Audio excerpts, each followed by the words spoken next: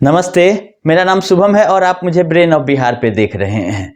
7 और 8 जनवरी ये बहुत ही महत्वपूर्ण डेट है सहारा के जमाकर्ता लोगों के लिए, क्योंकि पोर्टल से जो रिलेटेड सुनवाई थी वो 7 तारीख को है और सहारा से भी जो मुख्य विवाद था, जिसको 1 महीना के बाद लिस्टिंग करने की बात कही गई थी सितंबर में, जो कि 4 महीना के बाद उसका नंबर आया है और 8 जनवरी को शाम के 3 बजे स्पेशल बेंच जो कि सुनवाई करते आ रही है, ऑनेबल जो चीफ जस्टिस ऑफ इंडिया है अभी संजीव खन्ना जी, MM सुंदरेश जी और M बेला त्रिवेदी जी, ये तीनों जजेज के लिए का एक स्पेशल बेंच बनाया गया है जो कि 3 बजे शाम को बैठेगी सुप्रीम कोर्ट में।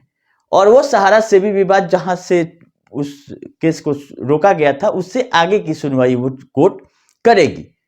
तो सब लोग को तो ये पता ही है कि 7 और 8 को सुनवाई है, लेकिन हम इंतजार इस चीज का कर रहे थे कि सुनवाई का डेट तो आ जाता है, सब कुछ हो जाता है, सुनवाई के दिन एकाएक कुछ ऐसा हो जाता है।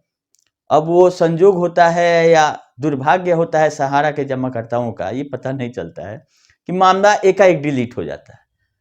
तो अभी तक जो पोर्टल से रिलेटेड सुनवाई, जिसका 7 जनवरी बहुत दिन से 8 नवंबर को ही रख दिया गया था कि 7 जनवरी को सुनाया जाएगा, उसका ऑफिस रिपोर्ट भी आ गया है। अभी तक सब कुछ सही सलामत है और सुनवाई होने जा रही है।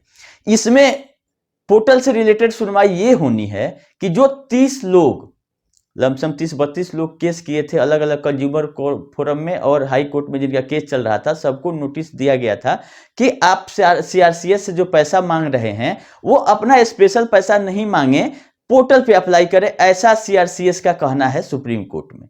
क्योंकि बहुत लोग CRCS का ही अकाउंट फ्रीज करा दिए थे या कराने के लिए आवेदन दिए हैं कि हमको पैसा दे दीजिए, जबकि CRCS का कहना है कि जो पोर्टल के थ्रू आएगा हम इस 5,000 करोड़ में हम उसी को देंगे, अलग से किसी भी कोर्ट का आदेश हो तो इस 5,000 करोड़ से हम नहीं दे सकते हैं और हमारे हिसाब से देना भी नहीं चाहिए, क्योंकि स्पेशल ट्रीटमेंट के लिए 5,000 करोड़ नहीं है। अगर जिनका आदेश कोर्ट से आ गया है वो सहारा से मांगे। लोग क्या कर रहे थे कि CRCS से बोल रहे थे कि आपके पास सहारा का पैसा है 5,000 करोड़, वो आप हमको दे दीजिए, उसमें से मेरा 1 करोड़ 2 करोड़। तो इसको रोकने के लिए CRCS को सुप्रीम कोर्ट में अर्जी लगाना पड़ा है कि इस सब को फिलहाल रोकिए। तो इसके लिए स्टे मिल भी चुका था 8 नवंबर को और उन सब लोगों को नोटिस करके बुलाया गया है कि आप अपना पक्ष आके कोर्ट में रखें। लेकिन अभी तक जो 30 लोगों था उसमें से मात्र 4 लोगों का नोटिस डिलीवर नहीं हुआ था और बाकी लोगों का नोटिस डिलीवर हो गया है, लेकिन काउंटर रिप्लाई कोई नहीं अभी तक फाइल किया है। अब उनके तरफ से वकील कल खड़ा किए जाते हैं या सेल्फ वो अपने आप खड़ा होते हैं कि नहीं होते हैं। नहीं भी खड़ा होंगे तो कोर्ट अपने हिसाब से निर्णय लेगी कि उनके मामले में क्या करना है, स्टे को रखना है या स्टे हटाते हुए बोल दिया जाएगा कि एज पर लॉ जो है हर एक कोर्ट अपना ऑर्डर दे सकता है। लेकिन CRCS का इसमें लगाना इसलिए कि 5,000 करोड़ में से हम नहीं देने जा रहे हैं स्पेशल लोगों को जो कि किसी कोर्ट में गए हुए हैं, उन लोगों को सहारा के से मांगना चाहिए। और सहारा के पास केवल यही 5,000 करोड़ नहीं है, सहारा के पास 86,000 करोड़ का लायबिलिटी है, तो बाकी तो लायबिलिटी सहारा को ही देना है।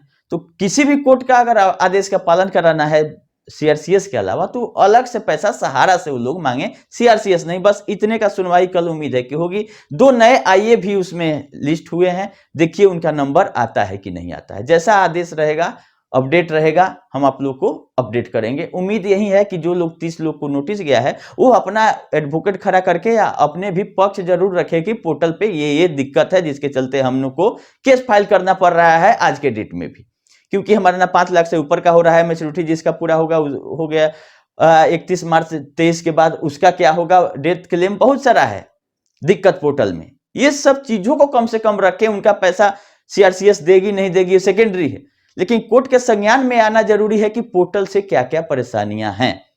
डबल मेंबरशिप है, ज्वाइनिंग पॉइंट है, ये 5-6 ऐसे मुद्दे हैं जिसको तुरंत संज्ञान लेते हुए कोर्ट को कुछ इसमें रास्ता निकालना चाहिए, तब जाके 5,000 करोड़ जल्दी से डिसबर्स हो गए। नहीं तो अभी 1400-1500 करोड़ मात्र उसमें से निकल पाया और किसको मिला पता नहीं चल रहा है। 1% 2% लोगों तक अभी पहुंचा है, किसी को 10,000 किसी को 50,000 तक, जिसका अभी तक नोटिफिकेशन या कोई पोर्टल लिखित में नहीं आया कि आप किसको 50,000 दे रहे हैं। देखिए सुनवाई होता है तो आगे क्या इसमें बढ़ता है, ये उम्मीद है कि कल इसका कुछ ना कुछ नया चीज आएगा। दूसरा सहारा से भी जो कि 4 महीना से हम लोग इंतजार कर रहे थे कि कंप्लायंस का केवल सुनवाई है, जो 5 सितंबर को सुनवाई हुई है उसमें आदेश दिया गया था कि आप ये काम कीजिए, उसमें सहारा कितना आगे बढ़ी है उसकी सुनवाई होनी है 8 जनवरी 2024 को स्पेशल बेंच में। उसमें सब मामलों को फिर से नहीं लिया जा रहा है, केवल रियल एस्टेट का मामला और एक वंदना भार्गव जी का मामला जो कि केस उनका कुछ प्रॉपर्टी अटैच है, उसको उस केस को अलग सुनने या कुछ करने के लिए उसमें अटैच किया गया। एक सहारा ग्रेस का है कमर्शियल का मामला।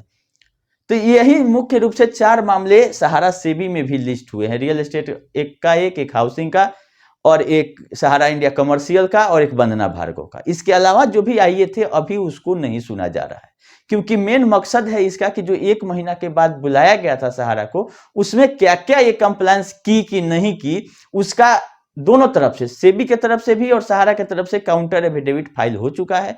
उसी पे निर्णय करना है कोर्ट को कि आगे क्या करना है। क्या 9 महीना का टाइम जो मिला हुआ है वो कंटिन्यू रहता है या कुछ नया इसमें मॉडिफिकेशन हो जाता है, या सहारा भी कुछ पॉजिटिव दे रही है कि नहीं दे रही है, सब कुछ क्लियर होगा 8 जनवरी को।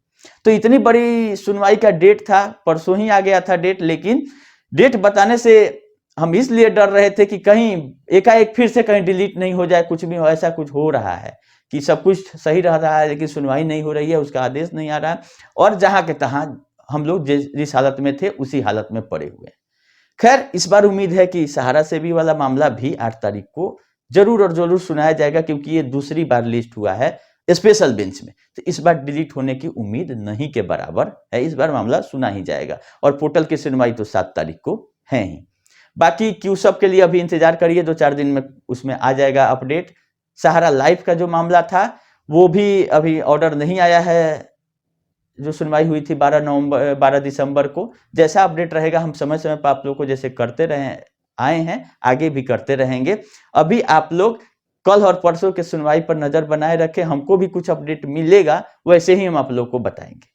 अभी के लिए इतना ही, धन्यवाद।